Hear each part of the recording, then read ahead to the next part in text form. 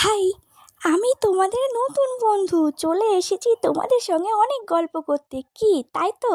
একদম। অনেক অনেক গল্প করতে আমার এই কিউট কিউট বন্ধুটাকে নিয়ে। হ্যাঁ, তোমাদের সঙ্গে আজকে আমি অনেক গল্প করব, কিন্তু তার আগে চলো বন্ধুদের বলে দেওয়া যাক কিভাবে তুমি আমাকে তৈরি করলে। একদম। চলো, বন্ধুর সঙ্গে গল্প করার আগে বলে দিই তাকে আমি তৈরি কি করে করেছি। চলো। আমার এই কিউট বন্ধুটাকে বানানোর জন্য লেগেছে দুটো মোজা, কালারিং কাগজ, উল, কার্ডবোর্ড ও একটু আঠা। এটি ছিল আমার একটি প্রজেক্ট অর্ডার।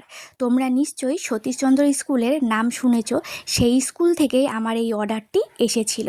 আর যে আমাকে অর্ডারটি দিয়েছিল তার কোনো ডিমান্ড ছিল না, সে শুধু বলেছিল যে তোমার পছন্দ মতন এটা বানিয়ে দেবে, শুধু এরকম হবে। তো আমার পছন্দ মতন করে আমি এটাকে বানিয়ে দিয়েছিলাম। আর এটা পেয়ে সে অনেকটাই খুশি হয়ে গেছিল। সে বলেছিল সে যতটা ভেবেছিল তার থেকেও বেশি সুন্দর হয়েছে। কিন্তু এদিকে আমার মনা হয়ে গেছিলো দুঃখী, কারণ তারও এটা পছন্দ, তার কান্নাকাটি, সে এটা বিক্রি করতে দেবে না। তো এটা বিক্রি করার পর আমার ছেলের কী রিয়াকশান ছিল সেটাই তোমাদের দেখাবো নেক্সট পার্টে। তো কেমন লাগলো আমার হাতে তৈরি এই সক্স পাপেটটা? বলো বলো কেমন লাগলো তোমাদেরকে। আমাকে যদি তোমাদের পছন্দ হয়ে থাকে তাহলে কমেন্ট করো, লাইক করো, আর ফলো করতে ভুলো না। এখন আমি চলে যাচ্ছি স্কুলে ইংরেজি শিখতে।